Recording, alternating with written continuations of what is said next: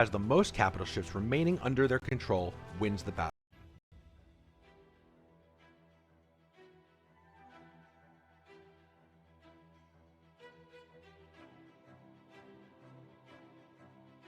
Hello, my name is Lemerck, and it is my pleasure to welcome you to Season 2 of the Naval Sports League. The NSL is the premier competitive league in Holdfast's Age of Sail. The NSL is the proving ground of greatness for Holdfast's most experienced and accomplished sailors, officers, and captains. Battles take place on various maps with unpredictable wind conditions, forcing teams to plan for the best but adapt to the worst as the whims of fortune demand.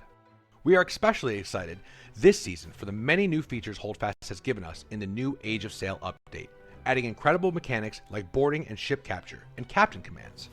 We have included almost every new feature Anvil Game Studios has given us in this new update, though even with all these new dimensions to the game, the path to victory in the NSL remains the same as ever.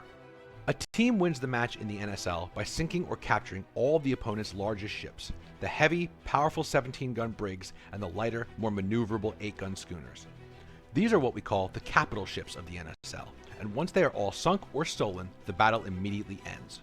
Each team has 35 minutes to complete this mission, and if the timer concludes before either team can completely defeat the other, then the team which has the most capital ships remaining under their control wins the battle. If both teams have the same amount of capital ships, the tie is decided in favor of whoever has the highest overall point score. There are 8 teams competing this year, some returning, some newly formed. All of them have the same goal, to put together a record of victories in their battles to make it into the top 4 teams of the league. Only the top 4 teams will have a chance to compete for the Champions Prize, which is determined by a 2-week tournament among those top 4 teams, which will take place after the regular season ends. I want to thank you for joining us today, and I hope the league can inspire you to pick up Holdfast yourself, jump on a ship, and learn the art of sailing as we all have. Perhaps one day you too will compete in the Naval Sports League and burn bright in the fires of competition. The pregame coverage will begin shortly. I wish all the teams the best of luck, and I'm confident they will put on a tremendous show of courage and bravery for you to enjoy. So stick around and see what happens here at the Naval Sports League.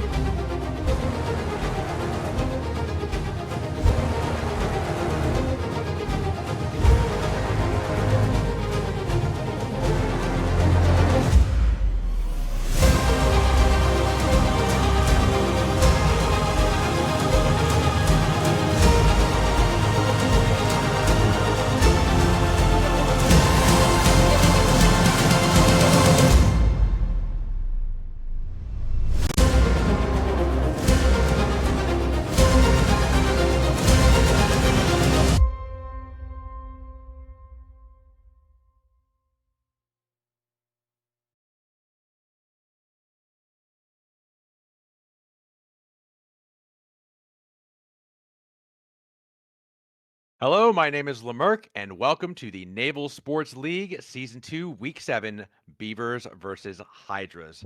I am joined today by my good friends Percy and Chewy. Gentlemen, welcome to the NSL's announcer booth. Let's start with we'll start with Percy today. Percy, please introduce yourself to the fans. Tell us which team that you will be following today. Hello everybody, it's Percival Plod, and today I will be following the one and the only, the mighty Hydras. Very good. And same question for you, Chewy. Let them hear your handsome voice. We're very happy to have you back here announcing with us and hosting with us today. Who are you going to be following? Today I'm following the Beavers after having a tough match in their first game against the Leviathans. I'm excited to see what they can do today against the Hydras. Yeah, it's a tough early season for the Beavers, no question about it. They fought the first place team from last season. Now they're fighting the second place team from last season. But hopefully this sharpens their steel for the rest of the season and makes them an even better fighting force. All right, let's quickly go through the league standings as they are now. Get through some of these slides and take a look at where things stand, and then we'll get to the analysis of what today's battle is going to look like. So as you can see on the Naval Sports League's league standings, we have the Kraken at the top of the pack, 21,000 points with a 2-0 record as they scraped by a victory on their last battle. And after that, we have the Marines, still with that incredible points difference that they have. They're still kind of leading on the points. But as you know, if you're a longtime viewer, the points are important, but it's really the win-loss record that counts. That said, in that regard, the Marines are doing great. They've won 100% of their battles, which is one. We have then the Leviathans, the Hydras, the Rumrats, Rangers. We get to the bottom and we start seeing some of the losses. And you can see those point differentials starting to build up on one side or the other of the ledger. But let's move on. Let's go to today's player leaderboard. We're very excited now that we've kind of gotten into the season 2, gotten a hang of how these points are playing out, and we're able to see which players are really showing themselves to be some of the best in the league at this point. We have Amos Est. Maybe I'm pronouncing that right.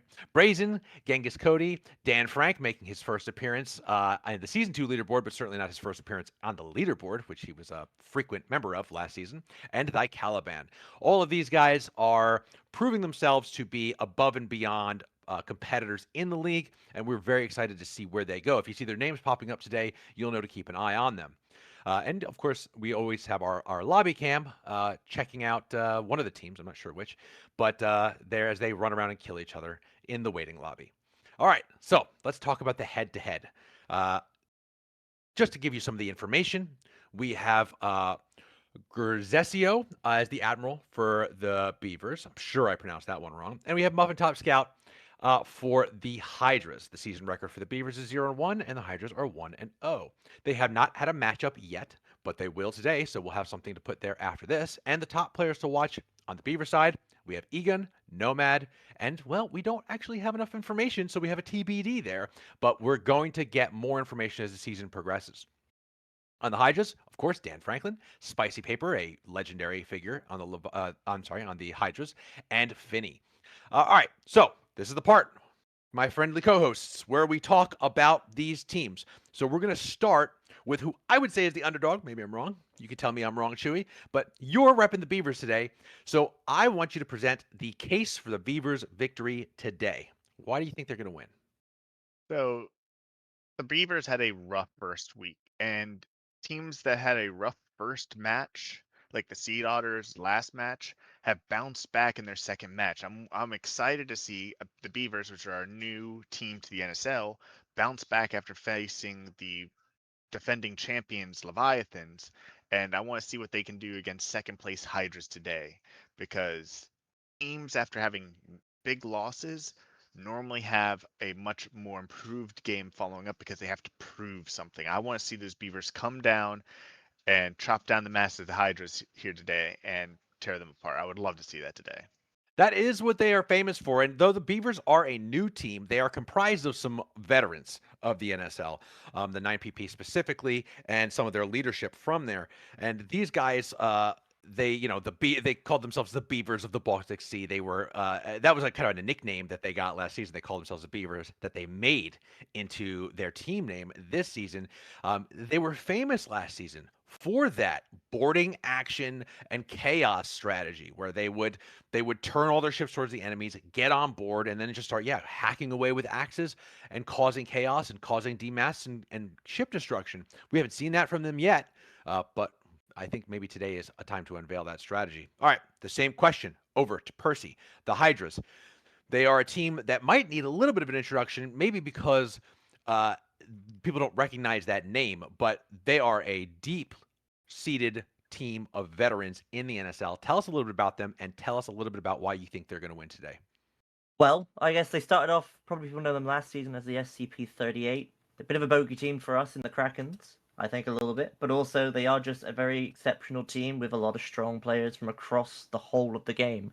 A big coalition of regiments, but mainly sort of focused along the lines of the naval sort of VOC and HA sort of regiment that sort of leads the main gunnery arm, alongside then some of the best games meleeers. In terms of the number 16, who also leads as one of their admiral with Muffin Top, and also then you've got the likes of the 7 Foos and a load of other storied regiments like the 9PP sort of splattered in there. I can't get to everyone because it's quite a large coalition, but the main thing that you get from this team is you get sort of the best of everything. It's the high-powered, accelerated gunnery of the highest level and I mean highest level. They don't miss, and they make sure everyone is trained for that specific purpose. If you hit their shots, they're going to hit you 9 out of 10 times. And then you've got then that opportunity of then, if that's not going to work, there's going to be chaos. So it's that chaos theory. Is that you don't know what you're going to get. Hopefully, you have to prepare for both teams, which I think both things that are going to come at you. So the way that I think they're going to win today is either they're going to overwhelm them, which I think is what we saw with the Beavers last time. Is the gunnery was slightly off point for them there, but if that doesn't work and the chaos theory happens, I think the Hydras might have just enough steel to back up and maybe even put those Beavers down. Unfortunately. Yeah. We kind of have all had this, at least I have. In season 2, we've been like, "Oh, which team is gonna be the new Hydras?" Right? Which team is gonna be the guys who, have maybe a slower start, don't win them all in the beginning, and then just rocket up the ranks to come to like a high placing finals. And, I think when we say that, it really shows that the Hydras have cemented themselves at the top of the NSL. It kind of goes without saying that they're not an underdog anymore. They're not an underdog. They're not punching up anymore. Now they're punching down at everybody else, and it really goes to show how much development that this team has gone through over the past like year and a half. That we don't even, they get spoken of in much the same way of as the Leviathans, as the Krakens. In If you're a team that's challenging one of these guys, you're automatically the underdog. Uh, and the question is I think these guys still have actually more to prove. I think they do. They have not reached the apogee of what they can put out as far as strategy, tactics, and flexibility. So even though we stopped looking at looking at them as the underdog, they might still be thinking like underdogs and thinking innovatively. And I'm really excited to see how they're going to go today. I think there's no doubt they are the favorite to win this match.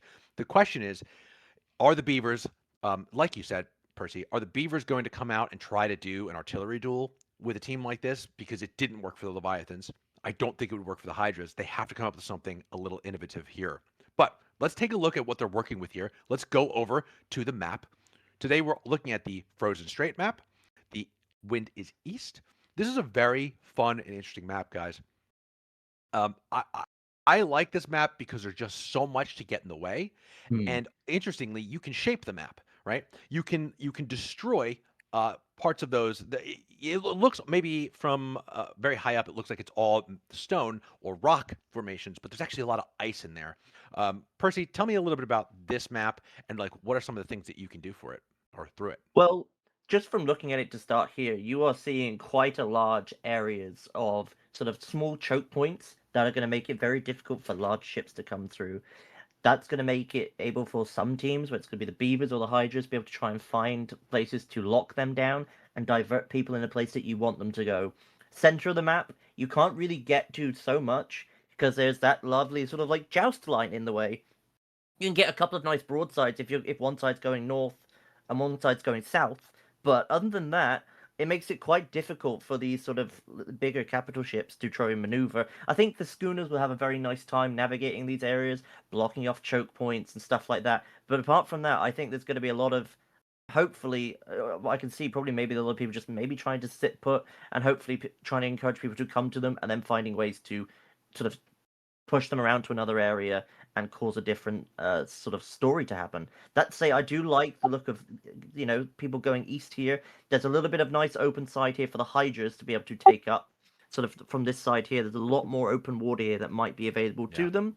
But obviously that then comes with the risk of if the Beavers have to trying to get close and want to cause that chaos theory as we've been talking about, they've got to make that play through withering fire.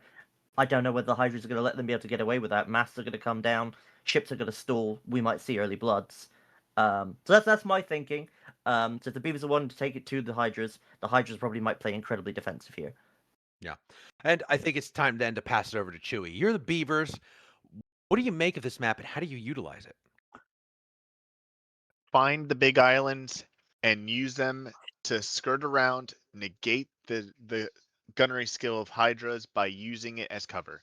I mean, in some parts of this map, you have ice that can be broken up from cannonballs, and that Right. can open up new paths. And so we can't see all of them clear as day unless you are familiar with this map right now.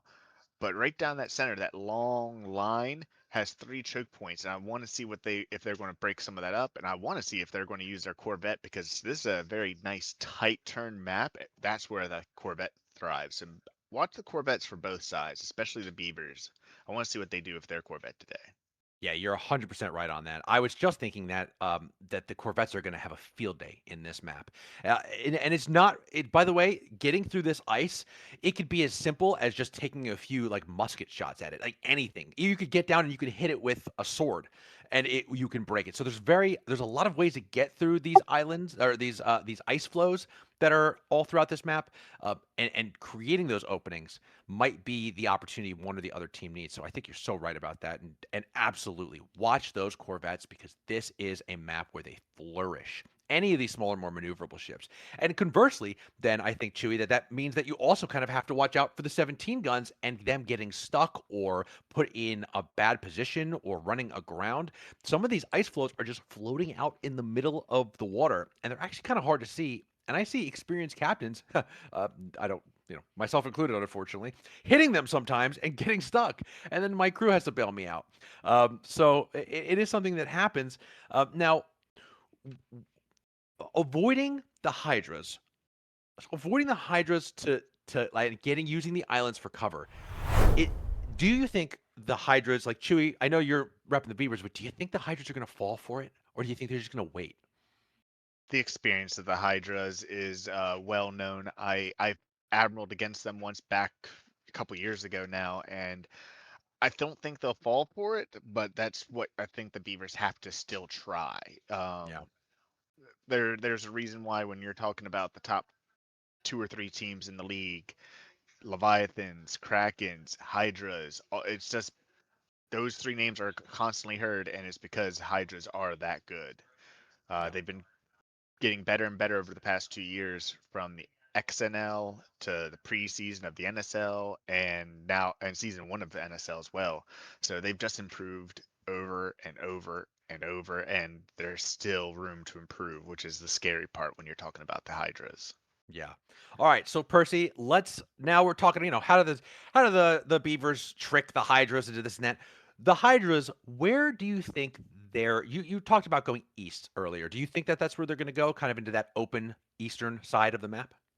I mean, if you want to skirt around and take away all the advantage and get into a gun game, if you want someone to come over there, you want to get away from these big rocks. You want to be able to make sure that your shots are going to be hitting cleanly, nice and easy. The sides, the flanks on these maps are the places where you're going to get the most availability to get into open waters, not get choked up like we sort of said earlier. And that's where I think it's going to be. Like we've seen when the Hydras played their last match against the Rangers, that these guys are not infallible. They do still get into fights that they cannot win. We saw that they lost one of their 13s in the Chobri last time. The 8 guns got in a sticky mess when they were going into the fight, and by looked at it from the early wind, some of the 8 guns were already setting off down towards the not the easterly wind, but the westerly wind, and hanging out towards the open waters that I was saying. Maybe not the right direction that I was talking about, but certainly they're going to try and bank the wind and get into the open waters and try and force them to the other team to come towards these big giant sort of I guess landmarks. They're going to try and break up your fleet, make it annoying to come through, cause problems, and make it so that they can just fire as many volleys as they want to cause as many problems as they can, and then Yeah. go from there. And we're seeing a very unambiguous opening from the Hydras here. They are headed due west to start off with. They want this to be towards the southwest. It's very obvious that that seems to be where they're going, unless they're about to do a little flip, which would be very funny as I say how unambiguous it is, because now it Mm. seems that they're reacting. Possibly they wanted to go west. Like that opening was obvious. They wanted to go west. Now I think they've noticed that the Beavers might not be going where they thought that the Beavers were going to go. I think they might have thought the Beavers were going to try and west. And now the Beavers are going west. Both teams juked in the direction that they thought the other was going to go and then flipped immediately upon seeing each other. So these are very reactive openings. So let's start. Chewy, what are you seeing over there from the Beavers as they come around? I think the Beavers were reacting, like you said, to the Hydras open, but I don't know if the Hydras open was originally meant to go west. I think they were feinting to go west and had pre-planned to go east, because the Hydras they are about they don't play chess. They play chess, not checkers. When it comes to their admiraling, and I think they know what advantages they have on one side of the map versus the other, and they don't need to bank the wind here. I think they're going to go straight at forward, actually, straight to the Beavers and get in a very close gunfight here very soon. In the next 2 or 3 minutes, we're going to see broadsides from both 17s on both fleets reaching each other. And it's a very interesting setup right now how the Beavers are putting themselves on two sides of the main island chain. Yeah. The first thing I'm noticing from the Beavers is that they've used their gunboats to instantly clear the ice from the gap that they want to play around with. So they put ships on both sides of that island, cleared the gap between them so that these guys could go whichever direction they want. And now they're turning their port side cannons in towards the oncoming Hydras fleet. Percy, from the Hydras, we're seeing a line formation here that's going to allow them to get tagged one at a time as they come in. It's a little bit of an ungainly look for a very professional team, but what do you think the mind behind that is? They are leading with the 17 guns. The 17 guns are the ones with all the fire. That's where you want they're in the position that they want to be. You're leading with the two biggest ships with the most amount of guns. And as you can see from the Beavers, those ships are at the back right now. They've put their smaller ships ahead in terms of their 8 guns here. And while they're using the rocks to currently take that fight, there's only so much that they're going to allow, that there's only going to be so much that they can do to try and stop that. There are already ships being tagged up here. Looks like the middle one's taking a little bit. Every ship has taken at least a slight bit of fire right now, but looks like those 17s are spreading their fire evenly at the moment. Every ship seems to be taking quite a bit of fire, but the most of the damage looks like it is going to come into this very front ship by Sarnie Liz, unfortunately, on the Arctic Fox. It looks like they're having some troubles trying to maintain the cohesion here, the Beavers. But overall, the interesting thing that that's going to be here for the Hydras is that only 2 ships in their fleet seem to be doing much at the moment, and it's enough to force out at least the very first ship over there from the Beavers to make their way. Not taking too much damage, but they don't want to risk it. They want to make sure that they have that. What I'm noticing from the Beavers is that they managed to get their 2 17 guns to concentrate on the rearmost, the Chobri of the Hydras. That's their second 17 gun in the Hydra line. And interestingly enough, the Hydras really didn't have a lot of focus fire. They had one of the 17 guns firing at a Beaver 17 gun, one of the 17 guns firing at that lead 8 gun. It seems like this was just sort of a first brush, and both of the teams are now pulling away from each other. I'm not going to say that this was a particularly conclusive moment there in the battle, but we have to question, is this just sort of depleting some resources early on and then just sort of seeing the temperament of your opponent? Neither team seemed interested in holding into this battle for very long, Chewy. Yeah, neither team. You can still see the 17s of the Beavers are, since they're in range, or they were in range up until a moment ago, they were still just pumping out the fire on the 8 guns that were in range, which I like that move. That is, pump out the fire when you can, and there actually still are. That 8 gun they're shooting at can't hit them back. It's outside the 8 guns range, but that 17 can still hit it. So and it looks like the Hydras are bullying the gunboats of the Beavers right now. Yeah, I don't know how much I like that move right now. I would have saved my gunboats. They're not a lot of firepower there, but there also are a lot of points in them, though, that you can add up if you add up. And supplies, by the way, and too. Supplies. Materials And you can always get. Never hurts to it's get not some. taken too much by the looks of it. No, I think they're repairing. I think they're like just running and repairing at this point, is what I would guess. And yeah, I'm seeing right now we've got just a constant repair going on to save that ship, and it seems to have worked. All right, so it looks like the battle is now about to progress to the west. In this, the Beavers have a slight advantage. They have cleared their path nice and early on, though admittedly, actually all the paths have been cleared. Looks like a all the Hydra paths have been cleared. coming. Oh, all of them. There's not one Almost. here as well? There is one in the middle. One in the middle, or kind of right the one that the Hydras are going for. Yeah, it looks like the gunboat's coming to go and clear that off for them by the looks of it, potentially. Gunboats having an unexpectedly utilitarian usage in this map that I think is really, really great. You can see now that the Beavers are just hurling shots at maximum range and not really getting anything. The Hydras have seen that the front of the Beavers fleet is past the island, and now their 17 guns may be vulnerable. I'm sorry, Percy, take us through what you think this attack run is going to look like, because it's obvious that they're getting aggressive here on the Hydras. They don't have necessarily full wind here, but they are looking to, as I say sometimes when we come into these matches, it's about taking the better position. And by this point, they are trying to squeeze the Beavers back a bit on the map stage. The Beavers, at this point, haven't left a few meters past spawn. By this point, if you look at the positioning on the map, they have one of their their 8-gun fleet on the other side of the island, where it looks like now we have Mika leading the charge for the 17 guns here to make their way through and try and get into a line where we can have a proper line battle here. The interesting thing is going to be these 17 guns are going to be firing mainly through the gap, because they are making ground here from the Hydras versus the Beavers. But we cannot go without the point that there is that 3-man fleet there, or with actually a 4-man fleet. There are also a very hidden little corvette back there that could come in and slam into the side of these ships if they are not that aware of it. Yeah, I'd like to talk to you about to Chewy about that, because what we're seeing here, I'm surprised that they didn't do a bit of a hammer and anvil themselves while they had those 17 guns kind of sitting out in front of the Hydras, because they have the wind from this angle. Right now, the wind is with the Beavers. They could turn these 3 8 guns and charge them into the flank of the Hydras while hitting them from the front with those 17 guns, but they didn't seem to want to risk it. Instead, we're having a long-range duel. But yet, it does seem, Chewy, like these 8 guns are poised for something. What do you see happening here?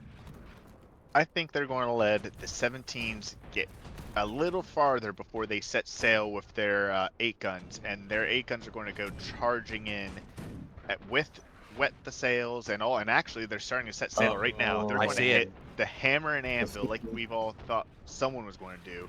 The Beavers are going to use their 8 guns to close the distance with the Hydra's 8 guns that are lacking on firepower, but both sides 8 guns lack firepower. But that Corvette is also going to join in possibly here, and if they all go through that gap right now, they can do some serious damage to the rear of the Hydra fleet. And the 17s on the Hydra can't close the distance with the Beavers quickly because they are downwind of the Beavers. The Beavers have the wind advantage. They have the wind to their backs, and for the Hydras to reach them, they would have to sail into the wind. That's something you never want to do. But now the Beavers, I was literally about to ask, what are they doing? They didn't take the gap, so I'm now kind of confused. Interestingly enough, the wind has changed very poorly for the Beavers. I don't know if you guys can see the wind, but it has switched over to west. They missed the opportunity. Yeah, that might have been. Honestly, I think it's still not a missed opportunity, but the problem is that through all of this, the Hydra's fleet is just slamming and reducing the resources of the Beavers' 17 guns. They have taken, I mean, they're not like, you're not seeing the HP drop down, but you've got to imagine that these resources are rapidly depleting because the Hydras are able to hit one at a time, and the Beavers are just retreating. There's no offense that we're seeing here right now, and without an offense, without pressure, they're not going to deplete the resources of the Hydras like the Hydras are depleting them. So this is portending a very difficult later game for the Beavers right now, I think. The very interesting thing is it looks like the initial trade that they were actually taking the better 17 gun gunfight, which was very interesting that I found. The 17 guns on the Hydras here haven't actually healed up at all. But it looks like Dan Frank over here causing some problems from the Corvette on that poor little gunboat that the over here. The VOC are just the poor little gunboat over here, gunboat 3. Oh god. From they saw left out over here alone, caused away from his friends, I believe. While we see now that looks like there's going to be now a split up as well from the Hydras here. They're going to try and maybe do what we thought we were going to see from the Beavers, where sending in 2 different directions. The Beavers have got to move. This is a part where this is the moment. This is, I mean, I think what the Hydras are doing now could be very good in the near term, but this creates an opening. This creates at least a moment of opening where these 17 guns are going to be isolated. If you throw your entire fleet at them, they are going to feel pressure. And without feeling pressure, the Hydras are never going to lose. This is unfortunately a very similar situation. I think it's a more messy version of what the Beavers had done with the Leviathans, which is gave them space and time. Too much credit. Space and time are exactly what veteran, powerful teams need to get their formations and get their targeting in. You cannot give these guys time to think because thinking is what these guys do really, really well. And Beavers are just great in in the craziness. So make it crazy. But Oh, right now they're moving. hiding, all but hiding They're at this moving. point. No, they're moving now. You can see it. The 8 guns are coming out of their little hole. But by the looks at the thing that I'm not necessarily a big fan of here is that they're going to try and take it to the border. There is not much room that these No. 8 guns can take here, much left in this fight. The 17s are getting some nice, easy shots off on those on the Hydra 8 guns at the back there. But these 17 guns are getting free range on what seems to be a very, very open and empty and scared Beaver-looking lineup.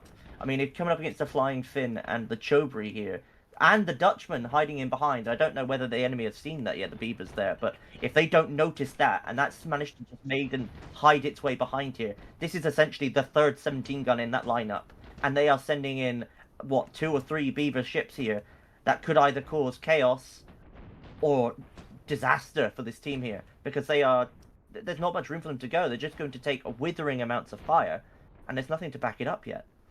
Chewy, what are we seeing? Arctic Fox almost landed on the ice there. They weren't paying attention to the ice ahead of them there, but now they're at the border. So now it's a straight up fight. 3 8 guns, which have the weaker cannons, versus 2 very powerful 17 gunners. The 17 gunners have all the advantage. They have the range, the damage output, and the number of cannons all on their side right now. And the Beavers have an opportunity to maybe try to rush their 2 17 guns in to the rear, but that would be a very aggressive maneuver. But I don't know what else they could do right now. There's one positive they could have used here, and I think if the Beavers had brought their 17 guns right in behind these 8 guns and just focused everything on these front 2 ships, that would have been probably the best here, because they could focus everything down on the Mika. It seems right now that the Beavers have figured out these 17 guns are going to have to hit the rear of the line. They need to bring the Holy Jurgen with them. They need to bring that Corvette. They cannot do this with just 2 17 guns. And you can see the Hydras are immediately reacting. Their 8 guns are immediately peeling off. They're going to charge these 8 guns. I think they're going to charge these 8 guns right into the 17 guns and say, like, what are you going to do? We'll board you. Come get us. But at the very least, they're going to create some chaos here. This is just a beautiful rear guard maneuver from the Hydras, who know what they want. You can see the difference in these 2 teams between who knows what they want out of this battle and who is winging it. And the Hydras know what they want, and the Beavers seem to be reactive in the extreme to this. Both of the teams are doing something that's very much mirroring the other, which is to say the 17 guns are just pounding 8 guns. The Arctic Fox is damn near sunk at this point. It's gone, yeah. Yeah, and so that's going to put the Hydra's leg up automatically. And now it's in score. Yeah, their first score is coming in probably 10 seconds. There it is, not even. All right, so Charney, his ship is sunk. That was the lead 8 gun of the pirate ships there, those brown pirate ships. They have just lost that ship, and now the 17 guns are going to peel off. They feel like, we've scored our point, no reason to stay and take extra damage. Let's not even bother. Meanwhile, the Beavers are blocking each other. The Beaver 17 gun, one of them is blocking the fire of the other one. The Hydras 8 guns are in a wonderful position. They have an island that they're about to dive behind to get some extra cover. This is just, it's a matter of degrees, but you can just really see the level of control that the Hydras have over the situation, and that the Beavers are, again, that reactivity is not suiting them right now. That said, if there's a team in this league that can bounce back, it is the Beavers. It is the Beavers. So let's see if that happens, because that's what I'm really hoping for at this point, a recovery. The interesting thing that I see here from the Hydras is that these 8 guns are trying to now basically trying to get themselves back into a position. They don't know where they want to fight this yet.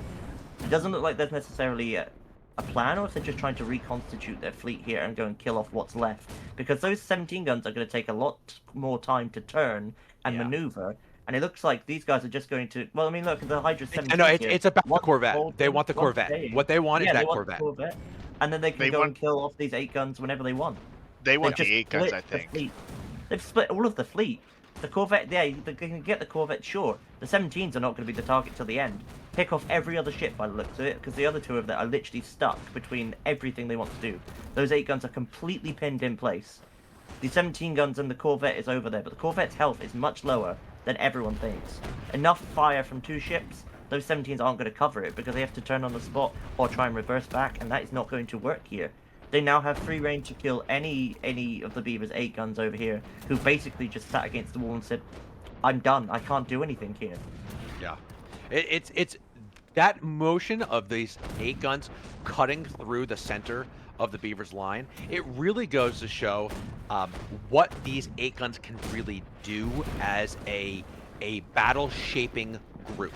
Because this division now that they have done has really made it so that there are going to be 2 battles. Like you said, the real weakness of the Hydras at this point is that their 17 guns are getting a little far away from those 8 guns. They are.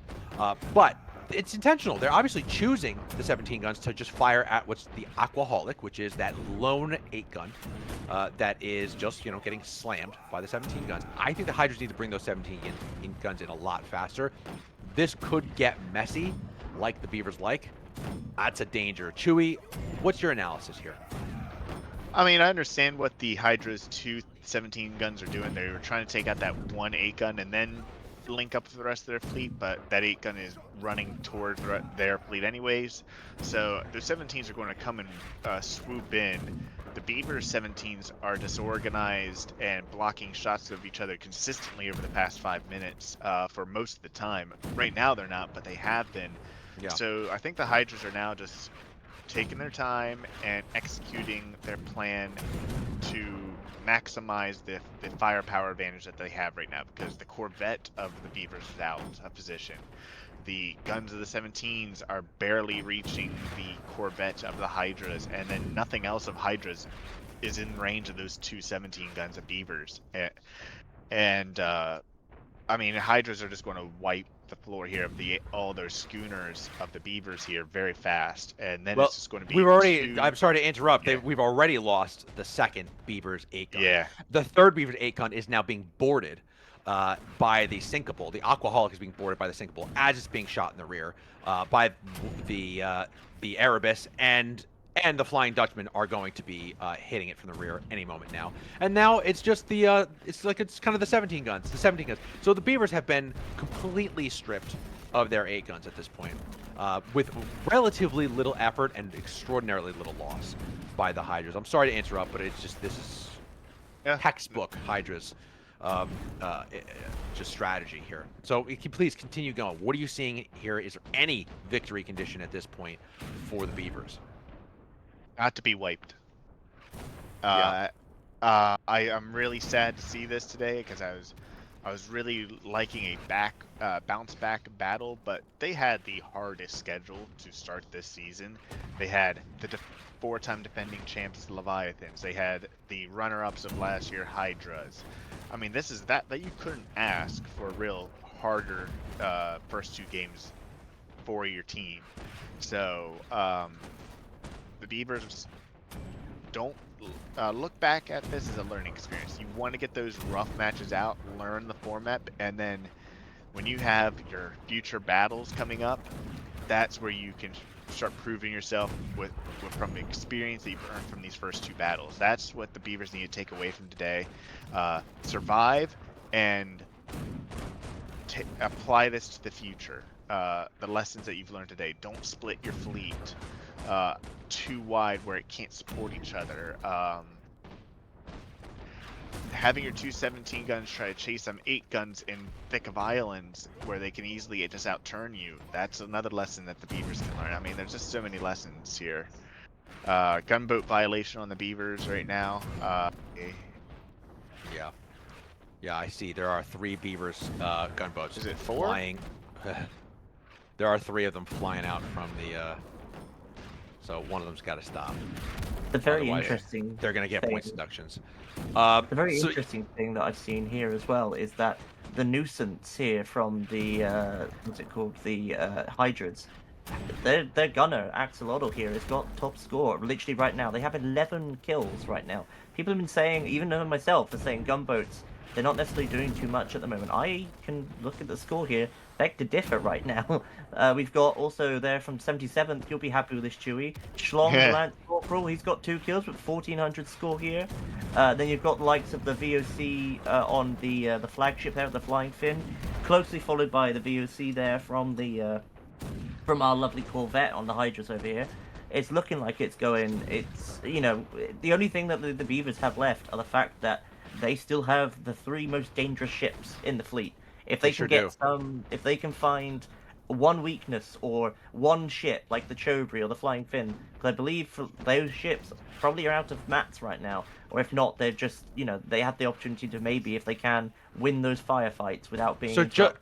just to provide some clarity on that, it appears, I think, that the Flying Fin went and recovered a lot of the materials from those sunken 8 guns that they had taken. I think, yeah, I think it's a unfortunate thing that they're going to have quite a bit of Nice little boarding action going on. quite a bit of materials. Yeah, tell us where you're seeing the boarding action and how it's going. It's the The 8 guns. sinkable and alcoholic, they are ramming each other towards the border right now. This is the last schooner of the Beavers versus one of the schooners of Hydra. So it's a pretty even fight, and right now I just think Beavers are just trying to get as many kills and as many points as they can. I don't know which side's winning right now off the top of my head here, because I don't know exactly which players I'm looking at half the time, because Mercs are on both sides of the match, so it's kind of hard to tell who's who right I can now add for me. some context there. By the looks of it, it looks like the Hydra is capturing that ship. There is a lot of the number 16 Marines that have been dropped there with the 70s from some Foos there on cannons and chain and grape shot coming from those lovely swivel guns there. I don't think that Beaver ship is going to last long by any stretch of the imagination with the amount of time that these meleeers have just managed to keep it down. It's looking oh, one just went down. The X-Mercs are fighting valiantly back for the Beavers, trying to hold this. And This would be a good look for you, Lemerc. Trying to when you face these guys and all these Marines coming in and causing a lot of chaos. I don't know if it's just gone down, has it? it has the Corvette It's gone. sunk it. The Corvette Yep. had the Flying Dutchman had a hit there and was able to knock it out with his powerful 8-gun Corvette guns. And now the main 17's battle looking is low. left. Yeah, 2 and 17s. Yeah. you know, the 17 guns are doing a really great job. I mean, these Beaver 17 guns are absolutely fighting to their last. But the Royal Goat, the lead pirate 17 gun, is about to go down. Now, if there were other ships here, the Chobri is very, very badly injured. I don't think it got any materials from the battles from earlier. And so it really could have been a thing where they exchanged 17 guns. But without any other support, that leaves the Stolz der Donau, the last remaining pirate ship, the last remaining Beaver ship, getting all but enveloped at this point by the remaining ships, whereas the Hydras were able to just take the Chobri, their very injured demasted 17 gun, and just kind of stop it. Just let it go. Let it fall out of the battle, and it could repair on its own. And Well, they're not going to lose. there They're not is gonna lose a one single thing ship. coming up. Look behind it. The Corvette of the Beavers is coming in. Yeah, the Corvette of the Beavers has been AFK for a while. MIA. I Very can tell you much so. something very funny that's just happened. I've just watched, I've been watching the score here, and Axolotl is still high up there in the score, followed by Hochlander, or Highlander as well known from number 16, who are just going absolutely wild in the melee, counting out 18 kills from just on that Beaver ship alone over there when he was fighting that one against the wall in the melee. Amazing. But I have just seen that obviously in the gunboat battle, the Beavers actually captured the Hydra's tick. And by the looks of it, it looks like Axolotl has just cleaned up and managed to regain the score and left that poor old gunboat out there in the wilderness. The tick is just there to be reclaimed, demasted, nothing left on it, not even a gun, I don't think. It's just left out there in the wind for someone to go pick up, while also claiming another sort of 300 points while doing it. It's looking absolutely wild out there between those two on trying to keep up with the scores. Yeah. You know, the problem for the Beavers and having that Corvette still operational, which is great. I mean, it's great to keep that thing throughout the game, is that it's not gonna save you because it doesn't. If the remaining 17 gun sinks, that's the end of the game, regardless of whether that Corvette is still up. And so we are now in what is essentially the end game. The Beavers have hit the final wall. They are now going to be taking shots in the rear from 8 guns. They're going to take the broadside of the 17 gun. This is the end for them. This is a second battle in a row where they have not managed to sink a single enemy's flagship. This is a big warning sign for the Beavers that what strategies they are doing here are not working.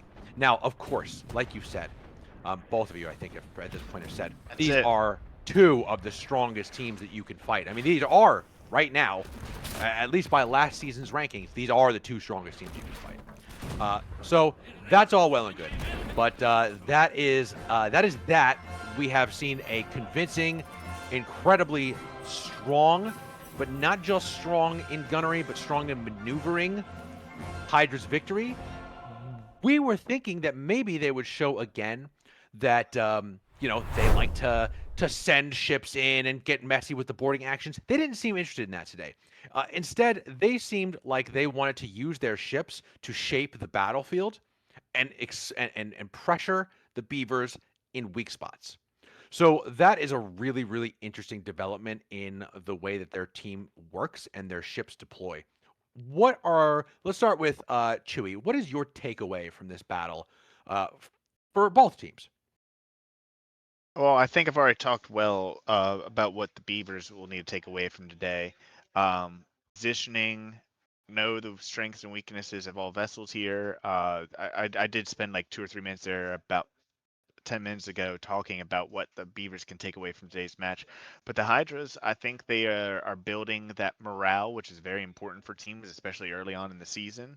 They're reinforcing this new naval, because naval this year is 110% different from last year. The ships feel different, act different, the cannons are different, everything's different, and the Hydras are still proving why they were the runner-up team from last year with the performance like today, and they are getting a good understanding of these new ships this year. Yeah, yeah, I agree. All right, Percy. Same question to you. What's the takeaways for these two teams today? The Beavers is, if you see that you have an opportunity, it's going to be take it. Too many times we saw them have too many opportunities where they slowed and let the Hydras do what they wanted to do. And the next thing I said, I think I've said this about every time I face the Beavers. They have a tendency to love hugging walls. I don't know what it is about Beavers trying to get near the dams, but they need to not be doing that. It puts them into a Yeah. position where they can't escape from things like this. And I think if they took the fight earlier on, where they had that sort of the area when they had the wind, and they could have taken the fight earlier when the Hydras are getting into that line position when they had cleared the gaps, and the Beavers had those three 8 guns or schooners and the corvettes. I think if they had made their move there, they would have had probably at least a better chance of coming out with a more equitable outcome potentially than what I see here today. I think as soon as they went to the wall, they noticed they didn't realize the amount of space that they had. We saw Zani Liz go up to the wall, and essentially he could do nothing but take the withering fire. And at that point, we only saw the Beavers 17 guns firing at what seems to be the Hydra's back 8 lines. When really what they should have done, they either could have collapsed forward and just put all the focus fire onto Mika or Falasian's flagship, either the Flying Fin or onto the and really cause those 8 gun, that rear guard, to have to move in and cause an issue, pull away some of those 8 guns, spin them around, and then maybe come in to fight and leave the 17s to duke it out. That might have caused the issue, but it just seemed to me today that the Hydras managed to get everything they wanted by just sitting and asking please. Yeah. Unfortunately. Yeah, I think, when it comes to the Beavers, there's a few things that like immediately stick out to me. The first one is they have to figure out which ships should be going first and which ships should be going second in their line. They seem to almost not have control over which ships were going first, which it was again that reactivity that we talked about a lot, where they weren't making things happen for themselves. Instead, they were just reacting constantly to the way that the Hydras were moving, and that sort of cool confidence that the Hydras had throughout the battle. It really hurt their ability ability to prioritize, okay, we want the 17 guns to fight the 17 guns, not the 8 guns. You don't want 3 8 guns to fight 17 guns. They'll lose, right? But that's where they ended up as they're sort of weaving around trying to figure out what the Hydras are going to do. I think the other thing that they have to think about is, and I think we've all said at this point, they've got to identify an opportunity, a moment where an enemy might be isolating a ship or two, and then just apply pressure. I remember I was listening back to the commentary from our battle with the Beavers, and I think it was Amit who said, or this really, really great. He just kept making this criticism, which is like, if you leave the Leviathans to just do what they do, they're going to do it, and then you're going to lose, right? But if you apply pressure and make them have to make decisions, then you start stressing their morale, you start stressing their decision making process. You don't make it easy for them. But what we're seeing here is a lot of the Beavers making it easy. And when they make it easy, we get to see what's so great about the Hydras and their incredible ability to maneuver through a battle, to split enemy forces, to keep a concentrated rate of fire. All of the things that make them great were completely unopposed today. And that's the danger that you get in when you don't pressure a team at this caliber. It was just another really great show for a team that's kind of already on top. And I think I commiserate with you, Chewy, in that I would have loved to see the Beavers come into this battle really swinging, but it just didn't happen for them today. And sometimes it doesn't. Oh, we have the admirals from both teams here now in chat. Yeah, let's get to that. Let's start with our victorious admirals. We've got Muffin top, and I see Mika. I think those are the two. Do we have anybody else from? I keep wanting to call you guys the SCP. From the Hydras. That's it for Okay. us today. Well, congratulations on a phenomenal victory, guys. I think, like I was saying before, maybe you heard me as you guys were coming in. I think this was an opportunity that you guys got to just showcase everything that's great about your team.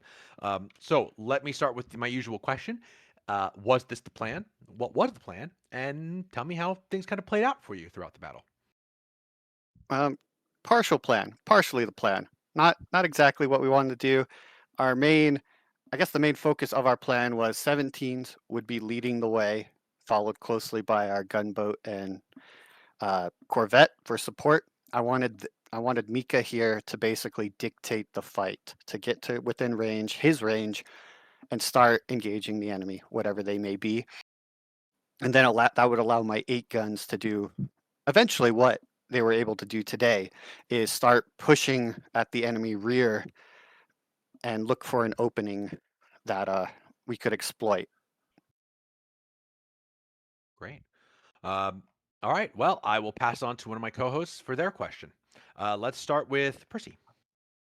Today you managed to get what looks like to be two different sort of angles that I noticed that probably haven't been seen too much by most of the other teams so far. The first is obviously I saw a nice bit of boarding come through from the number 16 boys and from Highlander and stuff like that against one of the Beaver ships.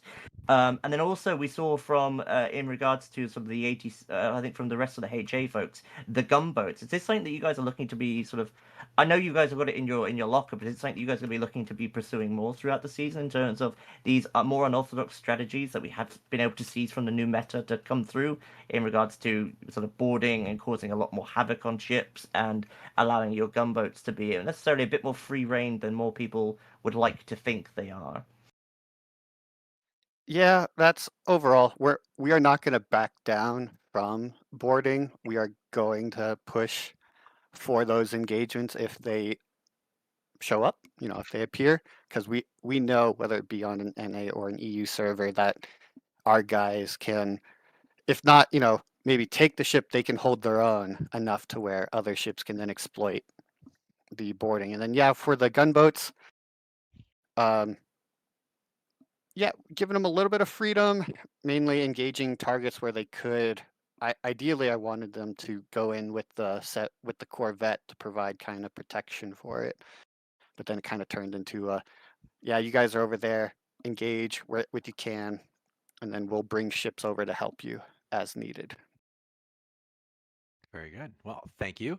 And Chewy, what's your question for our victorious admiral? What was your plan before the wind change, when the Beavers had the better wind position on you and were on the other side of the long center part of the map of Island Chain? Well, I'll let Mika answer that one since he dictated that fight, and I missed that wind change until after I agreed with him. Like, to be honest, it was just putting us in worse position to get them to engage us, to get them to come for us and shoot them to pieces. Like, I have full confidence in my crew at least, and on Falashin's crew that we can just sink anybody who wants to try us. So why not let them just basically try to run away, try to re-engage, and see what they can do. I don't think they could do much, and we showed today why we should be considered the better team of the whole Naval Sports League. Wow, that's some bold statements there, towards Lemerck at least. But yes, you definitely will prove yourselves time and time again. I remember when you all first came to Holdfast Naval, and then to see you grow from the XNL to now has been an amazing show to watch. Season after season, league after league, you've all gotten better, and there's still room to grow. And that's hard to say when the only team that's beat you in recently is X in the finals. But you beat them last year in the regular season, so I can't wait to see more from you. Right. To wrap up, I usually ask what you guys are bringing to your training and what you guys are looking to work on throughout today's battle. And obviously, this is a very, very good battle for you guys. Were there anything that was there anything you saw in there that you're like, yeah, this could use a little tightening up? This is what we're going to bring back to training and fine tune. Is there anything that you saw today that might be something to improve in the future games? It will be coordination between myself and the captains, because with being eye in the sky, there was probably a slight miscommunication at one point with some of our boats, or at least some of our 8 guns, not going in the direction originally intended. So for a couple, instances, so always improving in that, and then for just the crews in general, just rotation on the fundamentals where we experiment with how to board with ships that are in motion, ships that are stationary, gunnery practice, always a good one. And so yeah, we just kind of try to make each training slightly different so that it doesn't get stale. Absolutely. Very good. Well, folks, I thank you very much for answering our questions and congratulations on, sort of a basically flawless victory today, right? You didn't lose any of your capital ships. I don't think you lost any of the large ships at all. Maybe not even a gunboat. I don't know. But I know that you didn't lose very much, if anything. And you felt like you were in command through the entirety of the battle, and that's got to feel good coming off of this fight today. We will, of course, see you fighting more and varied teams in the future, and we look forward to seeing what you guys bring to bear and keep making that case that Mika said, that you guys are the best of the best. And we will now move on to, I think we have Grezio. Grezio, do we have you here? Hello. Hey, how are you, sir? All right, so tough loss today, very tough loss. And we were very, for any criticism that we might have, we also have to recognize, as we did during the stream, that you guys have had just about the toughest opening to a season that anyone could ask for, fighting the top 2 teams of the league in succession. So while we commiserate with these tough defeats, what are you going to do to change the narrative for your team, get your morale up, right? What changes next battle for you? I think, this is a difficult question, but I think we need to do something like we did until this time. So training on maneuvers, making a progress. Sorry for my speaking, but No problem. I No not problem. often give the So if I'm understanding what you're saying, speaking. it's working for you guys on coordination and staying together and executing the orders that are coming down. Does that make that kind of what you're thinking of? As a Yeah, as a person who take mass part in creating the guides, guide. Sorry, my language is not really good. As a person who creates strategy for games, I Yes. try to make the best plan as I can, and I actively working about the fleet coordination, going to people saying like we need to improve that, we need to improve that. So I hoping that they will do it. I hoping for their high attendance, for their willing to go have fun and play with them up with the game, even if they're probably are pissed off for me like now. But I hope that it will go away and we will speak about all of this later. Getting some. I'm looking for the word, but the things we are going to improve from today battle. I Very have good. often a problem that what I said is not exactly something that pass right now, and I need to wait a second. After this second, I said that something different happens, and this coordinates me very much. I also did a miscalculation about the 17 guards maneuvers, Yeah. maneuverability. Yeah. Yeah. Yeah.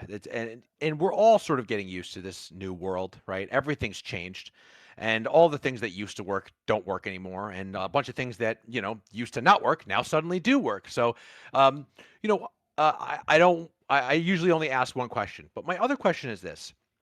Do you think that we're going to see a Beavers like we used to see, where you guys get highly aggressive and get very close to the enemy and do lots of boarding and chop down lots of masts? Are we going to see that play from you this season? I think it is possible. When looking at my team right now, it look like the times when we are started back at the Jackals first matches, and I hope it will get better every match. And after that, we will probably try to recreate the strategy.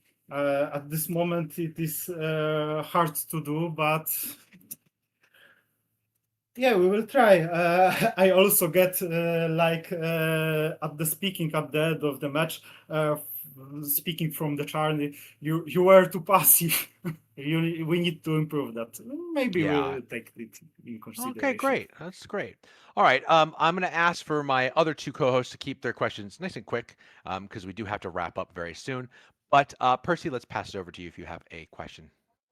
I guess my thing from you guys is how, when you come up with your sort of plans and stuff like that, do you find that they still translate well to when you guys are actually in the middle of the match, in terms of, do you guys have have an idea of like a central point of like focus and leader who will like make the call to make a maneuver, or do you guys have like a slight hesitation in sometimes of those plans coming to being put into effect, if that makes sense? 'Cause, just give some context to the question. Because when we saw the match today, and possibly in the previous, it sometimes feels like there's maybe like a delay or hesitancy with you guys being able to go ahead and make a play that could be either very beneficial or risky, that could then lead you to more a safer play that might then lead you to be um, uh, taken taken apart, or in an issue that puts you in a like, I suppose a lesser winning position, if that makes sense. Uh, I hope I understand you good. This is something we will seeing about this one.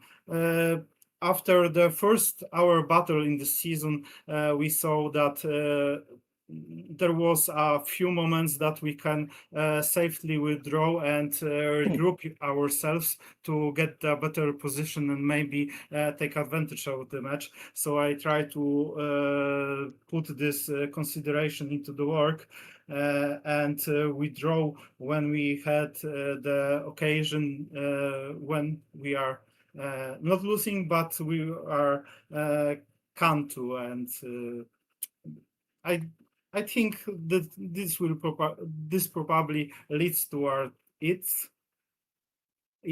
But other thing I thinking is we are not making aggressive maneuvers because we are. I have the feeling. I don't know about the others, that our maneuverability doesn't at this point support the perfect attacks, like perfect planets. So No, it I can change bad for us. yes. That you answered that perfectly. Thank you very much. That was sort of what I was looking for. Brilliant. Thank you. And Great. don't say your English is bad. A lot of us can't speak another language, so Yeah. congratulations to yourself. Thank you for coming along and giving us such a concise interview. I'm understanding everything that you're saying here, and I appreciate everything that you're saying here. Let's pass it over to Chewy. Chewy, what's your question for Gracio? Actually, my questions were already asked by you and Percy, so I'm good. All right. Well, then, Gracio, thank you for answering our questions. We've talked a lot about what my usual end question is what you're preparing for next time. So instead, I will wish you and your team the best in your training, and we cannot wait to see your next battles. I'm really looking forward to, again, what's going to change for you over the rest of this season, how you guys are going to grow and learn from these battles, which are just, again, the hardest battles that anybody could ask for in the NSL. So the hard part is now over. The worst part, hopefully, is over. And now you can get to taking that information and then turning it into a winning strategy for yourself for the rest of the season. So I salute you and your team, and I can't wait to see your next battle. Thank you so much. With that, everybody. Thank you, everyone. Of course. With that, everybody, we will end today's broadcast. This has been the seventh week of season 2. I believe next week we are not going to be around again, as it is Memorial Day here in the US. And so we will see you on the other side of that on the 31st, where I will not be commenting, I will not be hosting, because I will be in battle against the Marines. It's going to be a very excellent battle to watch, I promise. And I think you're going to see some real fireworks, hopefully. Some close action, some exciting times, and get to see what it looks like when my old team, the Leviathans, gets a little pressure from a team that's known to be quite aggressive. So I'm looking forward to it, and I hope that we will see you then. For American viewers, have a great Memorial Day weekend next weekend, and everybody else, thank you so much for joining us today, and thank you to everybody behind the scenes who did all the hard work to put this broadcast together. There are so many of them. You will see them in the credits, but they all deserve their own personal recognition. I wish I could give it to them, but we'd be here for a little while. That said, thank you to them, and thank you to you, viewer, and thank you, of course, to my wonderful co-hosts, Chewy and Percy. Gentlemen, it was an honor to have you with me here today. Thank you so much for your insights. Thank you. Thank you for having us. Of course. And with that, we will close out for this weekend. We'll see you on the next battle here at the Naval Sports League.